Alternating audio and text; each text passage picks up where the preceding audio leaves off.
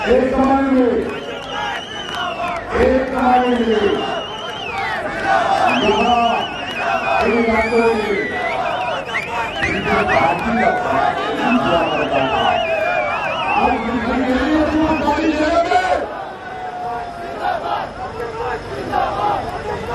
क्या हो गई है?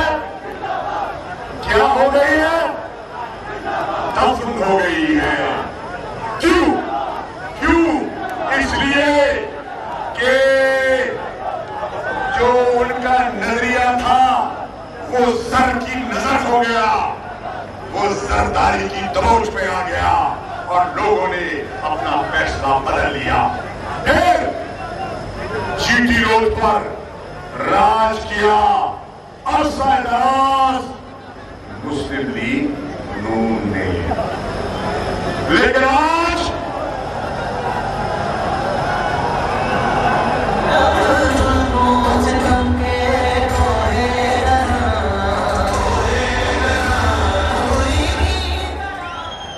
एक सेकेंड, ये दोस्त जेल के कुछ कहना चाह रहे थे, मैं सुनना चाहता हूं। फिर जीटी रोड पे राज किया नून ने, इजाजत दोगे? अब उनका राज मजीद चलने की इजाजत दोगे? इमरान खान ने कहा जाओ जाके जेल वालों से पूछो कि जेल वालों का इरादा क्या है। मैं आज प्रेसिडेंट एडवांस पार्टी जेल के लोगों से पूछने आया हूं कि जेल वालों, तुमने फैसला कर लिया है?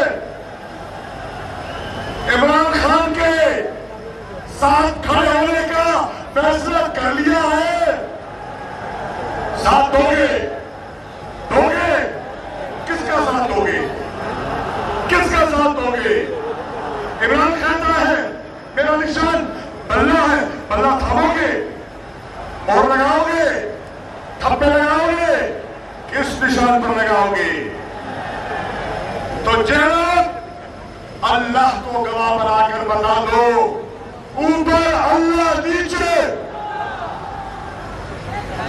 ऊपर अल्लाह और नीचे।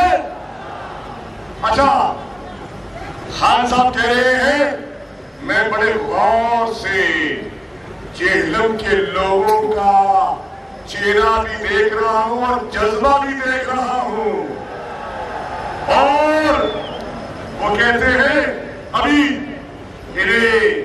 इनसे कुछ सवाल कर लो ताकि जब मैं आऊं तो मुझे एहसास हो, मुझे इल्म हो कि जेहलम के लोगों की सोच क्या है। जेहलम के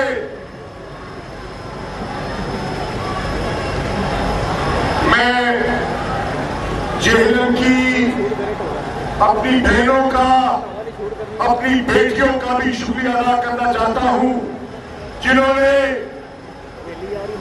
अपनी हिम्मत का सबूत दिया है।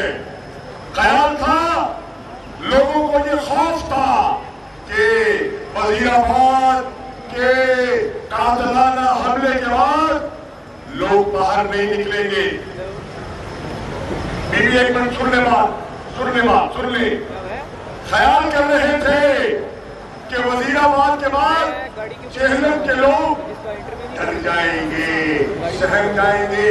क्या जेहलम डरा हुआ है, सहमा हुआ है, खौफ में है? नहीं है। अगर जेहलम की बेटियां खौफ में मुब्तला नहीं है तो जेहलम के बेटे खौफ में क्यों मुब्तला होंगे? तो जेहलम वालों, खान साहब तशरीफ ले आए हैं, इस्तकबाल करो। इमरान खान, कौन बचाएगा पाकिस्तान? कौन बचाएगा पाकिस्तान?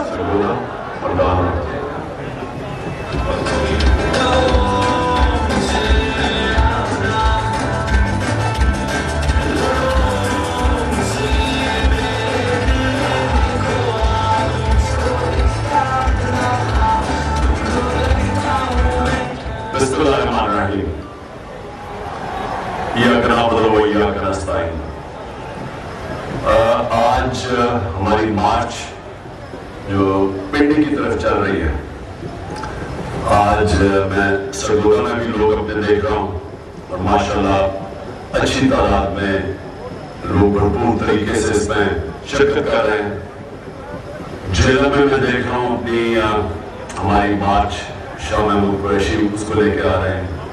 और फिर मैदान के अंदर तो मैदान भी आज हमारे लोग मोबिलाइज्ड है और आवाम पिंडी की तरफ मार्च को लेके आ रहे हैं। तो मैं सबसे पहले सारी अपनी कौम को, आप सबको बताना चाहता हूं कि ये मार्च क्यों है, ये हकीकी आजादी की मार्च हम क्यों कर रहे हैं। सबसे पहले कि हम ये मार्च इसलिए कर रहे हैं कि इस मुल्क के ऊपर जो चोर मुसल्लत किए हुए हैं, जिनको इस साजिश के तहत हमारे ऊपर बैठाया गया है, जो 60% से ज्यादा जो हमारी कैबिनेट है वो जमानत पे है और जो प्राइम मिनिस्टर बनाया गया है उसको और उसके बेटे को सजा होने वाली थी FIA के केस में 16 अरब रुपए के मकसूद चपरासी वाले केस में, और फिर 8 अरब का नैब के अंदर TT का केस था।